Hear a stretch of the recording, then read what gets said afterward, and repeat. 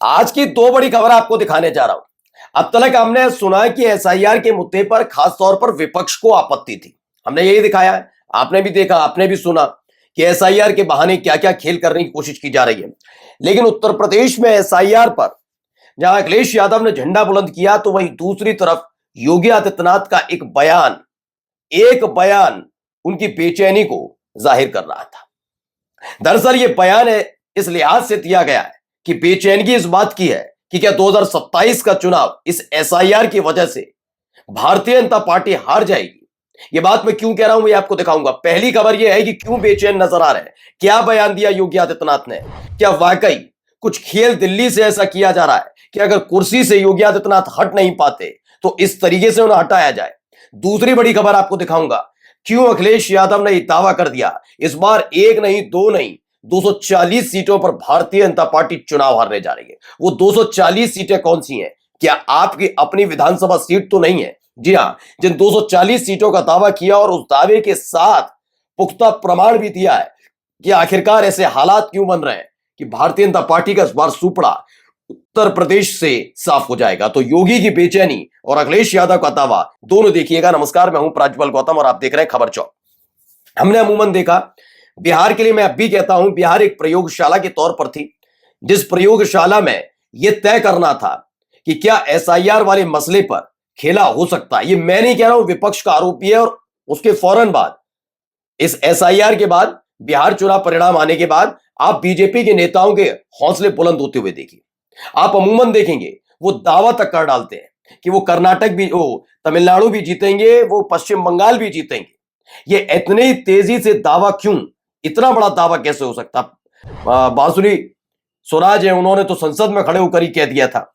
ठीक, ये सारे दावे क्यों है? तो इसीलिए प्रयोगशाला के तौर पर क्या बिहार को स्थापित किया गया और वहां से सीख लेकर पश्चिम बंगाल पहुंचे।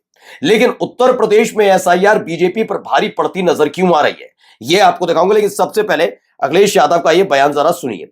क्या बयान है, उन्होंने क्या दिया जिसने हड़कंप मचा दिया। सब बीजेपी के पास आंकड़े पहुंच गए हैं। सुनने में आ रहा है कि रात में बैठ करके उनके विधायक, बीजेपी के नेता लोग, प्राइवेट कंपनियां के वोट कैसे बढ़ाया जाए, वोट को बराबर कैसे किया जाए कि 4 करोड़ वोट कट गए।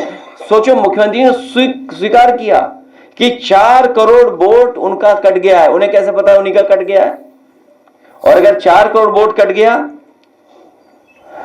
तो हिसाब किताब हमने लगाया कि 4 करोड़ के वोट को भाग दे दें अगर हम 403 विधानसभाओं से, तो बीजेपी का 84,000 वोट कट गया है। उधर 84,000 हराएगा इन्हें और 40,000 हमारा जिताएगा। अब समझिए आंकड़ा क्या है। दरअसल योगी आदित्यनाथ ने अभी हाल ही में एक कार्यक्रम के दौरान, जब प्रदेश अध्यक्ष वाला मसला था, उसमें एक बयान दे डाला था। उस बयान ने पंकज चौधरी चूंकि प्रदेश अध्यक्ष चुने गए, और उसके बाद की ये सारी कहानी अब सब कुछ मैं दिखा चुका हूं कि दोनों तरफ से एक तरीके से द्वंद्व की तैयारी चल रही है।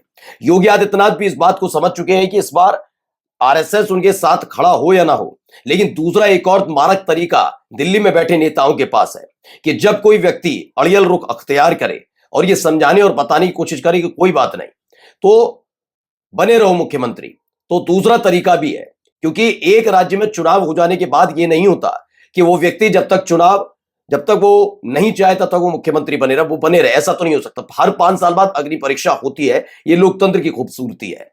लेकिन अगर अपने ही लोग बेगाने हो जाए और पूरी वैसी ही थ्योरी रची जाए जैसा साल 2022 में सिराथू सीट के लेकर कहा गया था कि केशव प्रसाद मौर्य चुनाव हारे नहीं थे बल्कि हरवाए गए थे, वो वाली थ्योरी अगर यहां काम कर गई तो, क्योंकि इससे पहले साल 2024 के लोकसभा चुनाव में भी कुछ ऐसी ही स्थिति देखने को मिली थी।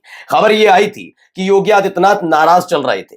वजह थी उत्तर प्रदेश की गठबंधन के तहत मिली हुई बीजेपी की सीटों पर मोदी और शाह के मनमर्जी वाले प्रत्याशियों को उतारने को लेकर योगी आदित्यनाथ से कोई भी इस बारे में बात नहीं की गई। चूंकि उत्तर प्रदेश के अंदर मुख्यमंत्री योगी आदित्यनाथ है, मशीनरी उनके तहत काम करती है। इसका खुलासा तभी हुआ था, तब उन्होंने उस तरीके से सहयोग नहीं किया था, और सहयोग नहीं किया था इसी वजह से मोदी साहब भी चुनाव हारते हारते बच गए थे, ट्रेल हो गए थे।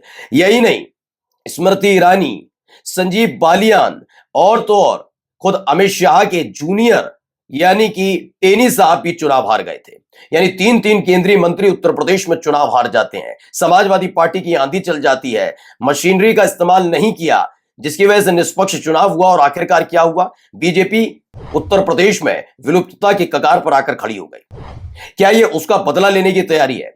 क्योंकि अखिलेश यादव ने जो दावा किया है वो छोटा मोटा दावा नहीं है। अगर 240 सीटों पर भारतीय जनता पार्टी चुनाव हार जाती है तो अंदाजा लगाइए हालात क्या होंगे। 403 सीटों में से अगर 240 सीटों पर बीजेपी हारी और कुल मिलाकर अगर 200-250 सीटें अकेली समाजवादी पार्टी आएगी तो प्रचंड बहुमत की सरकार एक बार फिर से समाजवादी पार्टी की 2027 में देखने को मिलेगी। ये तो कहानी हुई समाजवादी पार्टी के एंगल से। अब आते हैं, आपको दिखाते हैं, देखिए क्या हुआ। ये देखिए, ये इसमें बताया गया।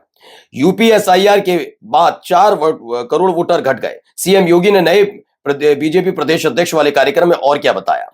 दरअसल ये सही समय भी था ये समझाने और बताने का कि जिन बीजेपी के प्रदेश अध्यक्ष को पंकज चौधरी को चुना गया है, स्वतंत्र देव सिंह को हटाकर, वो उनको घेरने के लिए तैयारी जो की जा रही है वो समझ गए योगी आदित्यनाथ। उन्होंने लेकिन उस पर बात न करते हुए एसआईआर पर बात कर दी।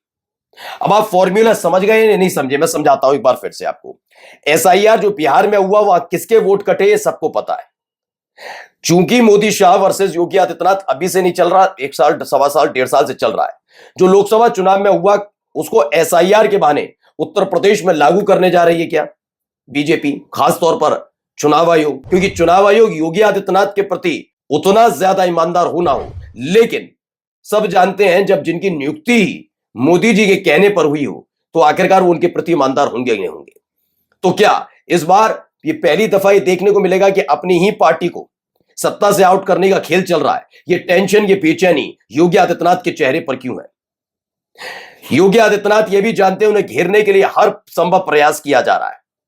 इसीलिए उन्होंने बताया खास तौर पर भारतीय जनता पार्टी के 4 करोड़ वोटर कट जाते हैं।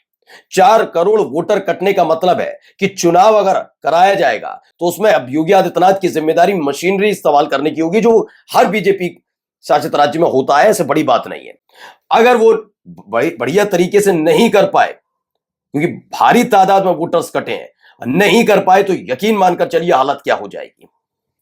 सत्ता से आउट होने की तैयारी है और यही बेचैनी है। देखिए एक और है, जब डेटा रिलीज नहीं हुआ तो सीएम योगी को कैसे पता 4 करोड़ वोट कटे। एसआईआर पर अखिलेश यादव का सवाल वाजिब है, लेकिन क्या होता है जब आप बौखलाहट में, परेशानी में, बेचैनी में होते हैं तो कई बार आप बोल जाते हैं और बता देते हैं।